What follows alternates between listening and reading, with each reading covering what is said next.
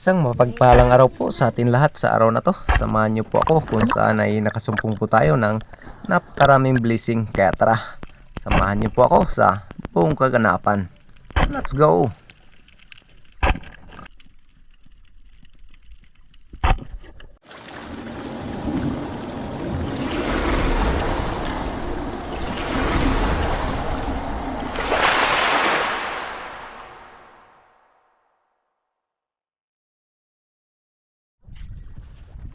Good morning guys. At panibagong adventure na naman tayo. At ito yung ating gagamitin ngayon. Buti na lang at natapos na yung ating legendaryong bangka. Dati nating ginagamit. Ayan oh. Okay. Subukan natin sa araw na to. Sa napagpalain tayo, gabayan ng Panginoon at pagkaluban ng biyaya. Let's go!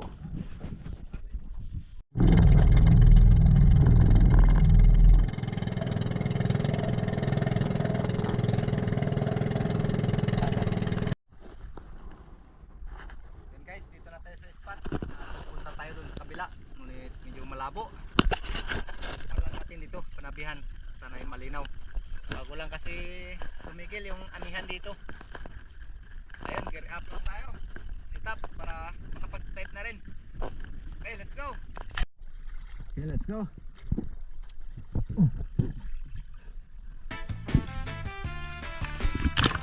At dito nga, pagkatapos tayo makapag-suit up ng ating gear ay gara na rin tayong sumisid. At dito ay iniwanan ko lang yung bangka sa mababaw na area. At galing na nga tayo sa mga spot kung saan na malalim. Kaso lang ay talagang napakalabo. At dito sa ating unang pagsisid at warm up dive na rin, pangantuhan lang. At dito ay sit up tayo ng pag-ambus. At dito nga ay mayroong mga coral trout na sa ating harapan. Ngunit meron akong isang target na good size na Harlequin sweep lips. Ngunit ito nga, nung tirayo natin ay medyo napataas yung ating patama. Kaya nung magpumiglas ito ay napunit. Sayang. At sa unang kalabit ay nakawala agad yung ating unang tinira. At dito makatapos nga tayong makapagpahinga at makapagload ng ating SG ay nandito pa rin, same spot pa rin kung saan tayo tumira kanina ng Harlequin sweep lips. At dito ay meron na naman tayong panibagong target na good size na samaral. Inantay ko pa na magtabi yung dalawa, ngunit isa lang talaga yung tinamaan natin dito. Pero ayos na rin, goods na rin. At para sa ating unang isda, isang good size na samaral.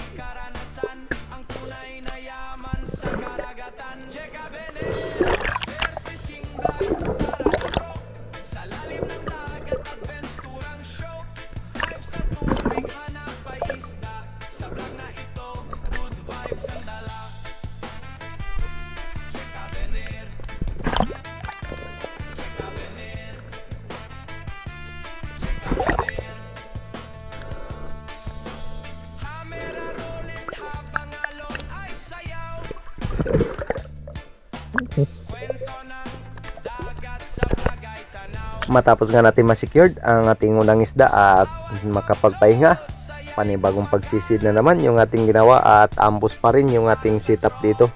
At ito ay napakaraming bait fish o mga dalagang bukid. At dito ay nag-abang tayo at di nagtagal ay nagkaroon tayo ng panibagong target, isang unicorn fish o surahan. Good size na rin ito, kaya di na rin ako nagatubili na tirahin ito. At ito yung ating ikalawang isda para sa araw na to.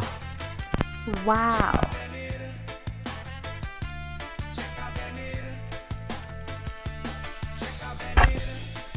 Yun, ayos. At itong tirahin nga natin ay tinama naman, kaya solve na ang ating pang-ihaw mamaya. Alam na kayo.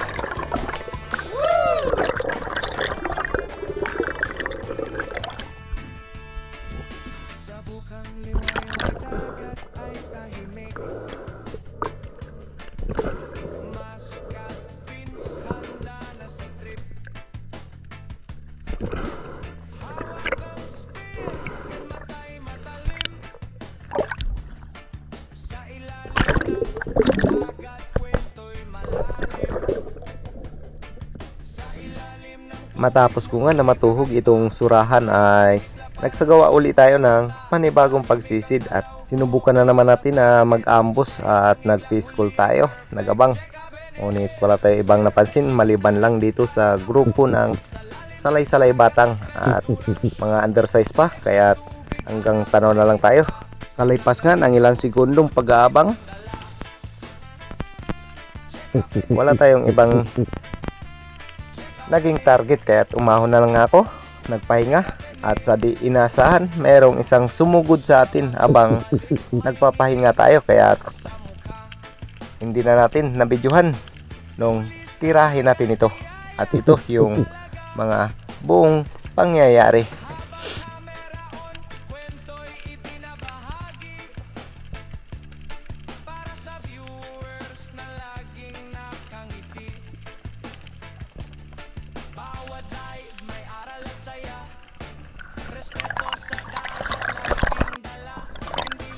At ito, biglang pangyayari, isang Golden Trevally yung sumugod sa atin, kaya di na ako nag-atubili, natirahin ito. Baka magulat pa kasi pag mag-on pa tayo ng ating camera, kaya goods naman at nahuli naman natin ito.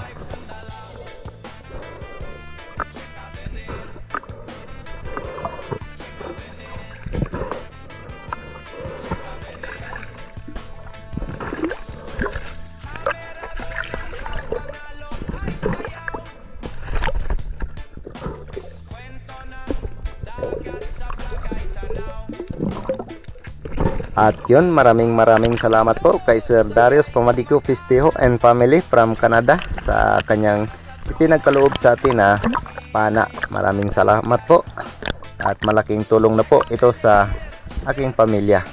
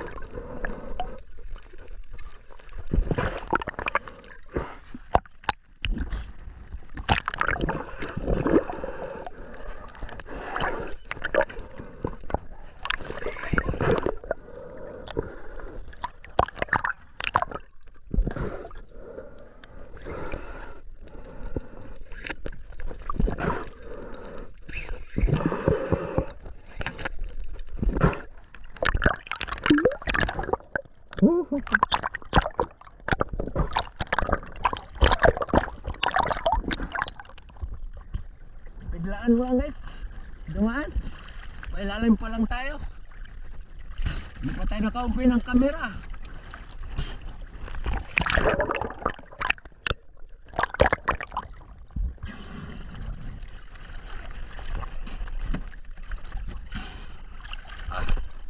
Okay.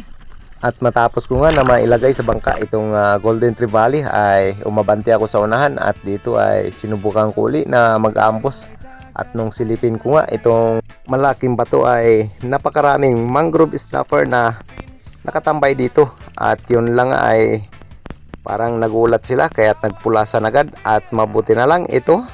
Dahan-dahang lumabas itong barchick coral trout at oversized na rin. Kaya nung tirahin natin ito ay sa pool. Sa sobrang lapit nga nito ay posible na kung di pa tamaan ng isdang ito.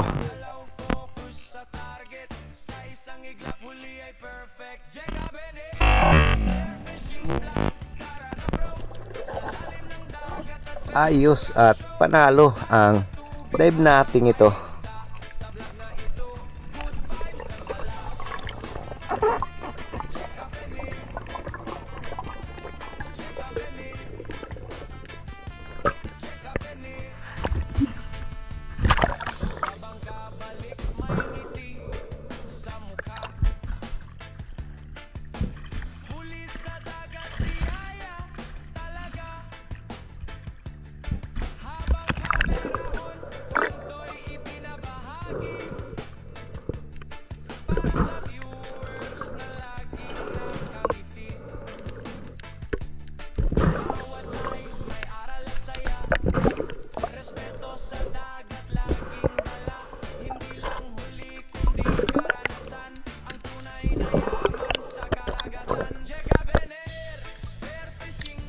At matapos nga natin ma-secured yung ating unang Barchick Coral Trout ay nagsagawa ulit tayo ng panibagong pagsisid at dito isa na namang oversized na Barchick Coral Trout. Halos parehas lang yung kanilang laki. Siguro ay magkapatid ito.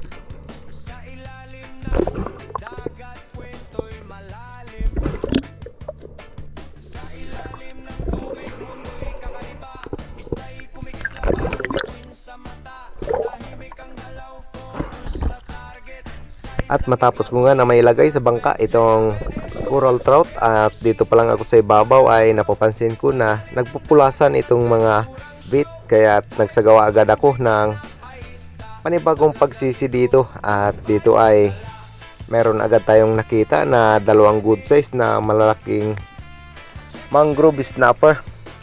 Ngunit nagantay pa tayo kung meron pang ibang lalapit at dito nga di nagtagal ay merong giant trevally na dumating, ngunit medyo mailap yung trevaling ito kaya ang resulta hindi natin ito natira, sayang. At malaki na sana ito kaya change target tayo, bumalik tayo dito sa isang mangrove snapper. Ayos na rin ito kaysa lumutang tayong walang dala. Wow.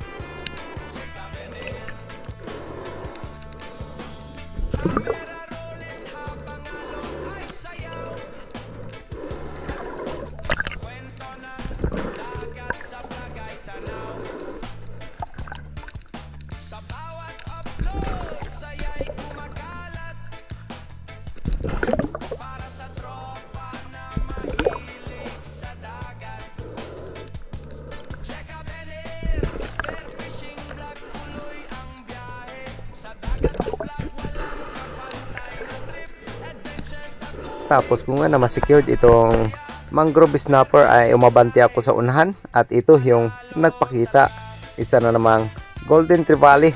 Kaya pa-free ko lang yung ginawa natin dito para hindi ito magulat at nang namit nga natin yung tamang distansya ay agaran na rin natin itong tinira. Kaya ayos at panalo yung drop natin ito.